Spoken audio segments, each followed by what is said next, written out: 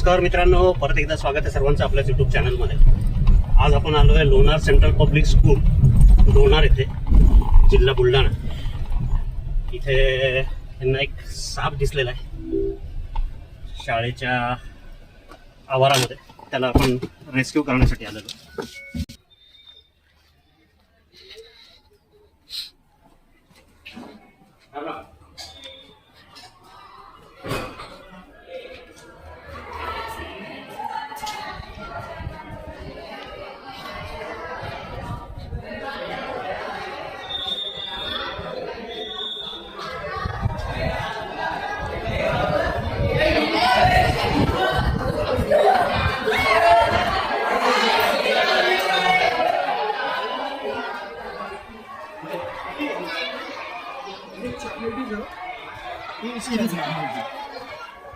चार बार आया फिर बाहर उसने उंगली लिया उसकी और अंदर गया वापस. चॉकलेटी कलर का ऐसा इतना इतना हाँ लंबा. हाँ लंबा है. एक बारीक कराटे की साड़ी. राजू बाहर कराटे की काटे की कराटे.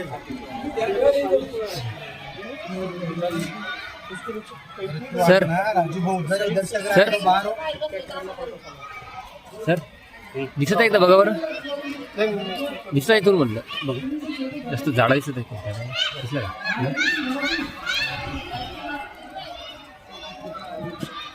कवड्या अभी बाहर आए आवडायची का एवढा झाड? उसने फेस कर 4 बार लिया बाहर और अंदर गया वापस हमको देख कर.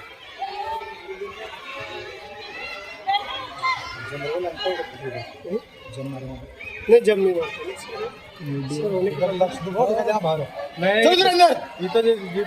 कवड्या का नाहीतर बहुतेक धुळ लागेल. हा धूळ लागेल. सर इधर से आगे उधर रहो.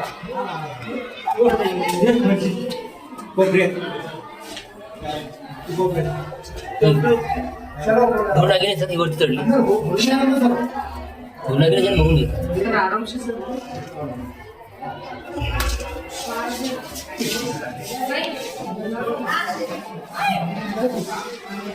हा हे ब्रँडेड ड्रेसेस आहे. धूळ लागेल आहे. बिन विषारीच आहे. विषारीच आपले विषारी नाही. एखादी काही बरणी बिरणी भेटत. कारण मी ते कारचं पंक्चर काढायला आलो होतो. शाळेला पकडला तो विषय होता सर. विषारी असलेला दिसायला सेम नागासारखा पायाकडे जातो. नाही जवळ. सर आराम से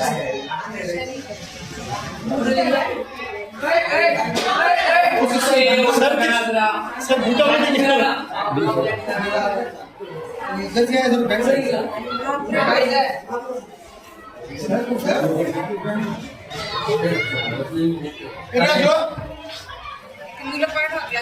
अंदर जाओ अंदर ट्रक पे.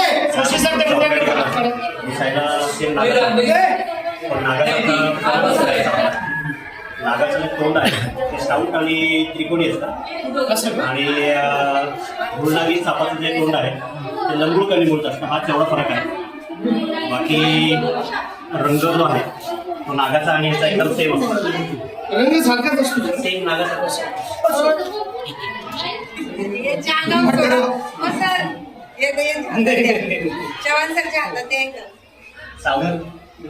चावतो ते हाताळण्याची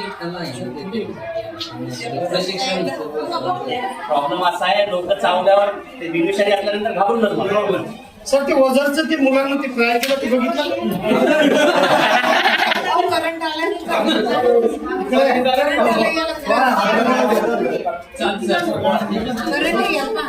राजू या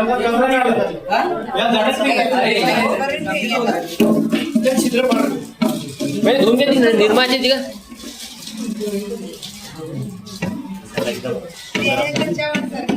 इंग्लिश नाव ब्रँडेड ड्रेसेस नाही. मराठी नाव धूळ लागेल.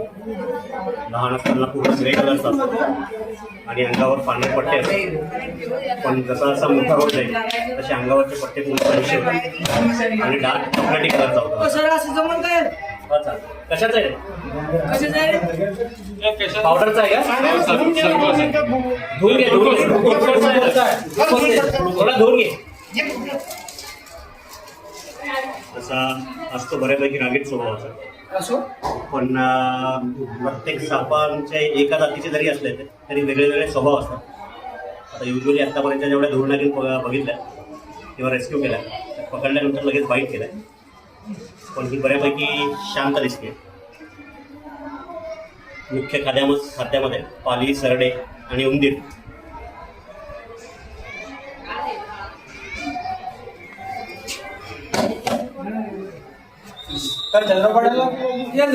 साड्याच्या आवारात असल्यामुळे रेस्क्यू करायला लागले.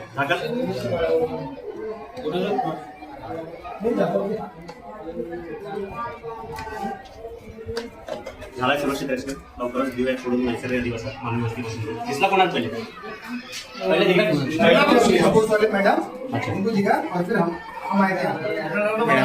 सर ज्यांनी फोन केला होता.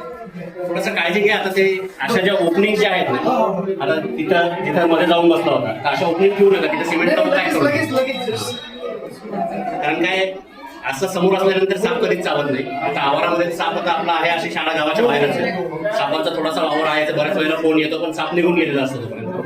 त्यामुळे फक्त काळजी घ्या. मुलांना आजूबाजूला जे गवत आहे ते जर स्वच्छ ठेवलं मुलं तिथं जाणार नाहीत आणि कुठल्या अपघात घडणार नाही. संभाव्य धोके असे टळतेच आहे. चला धन्यवाद. काय मित्रांनो, आता LCPS शाळेतनं पकडलेला बँडेड रेसर्सने, मराठी नाव धूळ नागिन. नावात जरी नागिन असलं तरी नागाचा आणि ह्या सापाचा काहीही संबंध नाही. पूर्णपणे बिनविषारी असलेला अतिशय चपळ साप. त्यामुळे ह्याचं इंग्लिशमधलं नाव जे आहे ते रेसर स्नेक आहे. बँडेड रेसर स्नेक, धूळ नागिन. दिसायला अतिशय सुंदर, सेम नागासारखा रंग जो आहे त्याचा. मानवी वस्तीपासून दूर त्याला त्याच्या नैसर्गिक अधिवासात आपण सोडून देतो. नागातला आणि याच्यातला फरक म्हणजे नाग हा असा साप आहे एकमेव ज्याला फणा असतो. त्याचं तोंड जे आहे ते लंबूळकं निमुळतं असतं. बाकी रंग एकदम सिमिलर आहे. त्यामुळे लोकांना बऱ्याच वेळेला नाग असल्याचा भास होतो. आता तिथे एकदम छोट्याशा जागेत असल्यामुळे सुरुवातीला मला कवड्या साप वाटला, पण त्यानंतर लगेच लक्षात आलं की बहुतेक धूळ नागिन आहे म्हणून. साप पूर्ण बघितल्याशिवाय अंदाजा लावणं थोडंसं अवघड होतं बऱ्याच वेळेला. पूर्णपणे बिनविषारी धूळ नागिन. दिव्याचं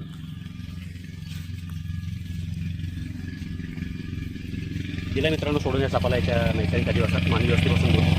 जर व्हिडिओ आवडला, काम जर आवडत असेल तर लाईक करा. चॅनलला जर सबस्क्राईब केलं नसेल तर सबस्क्राईब करा आणि कमेंट करा.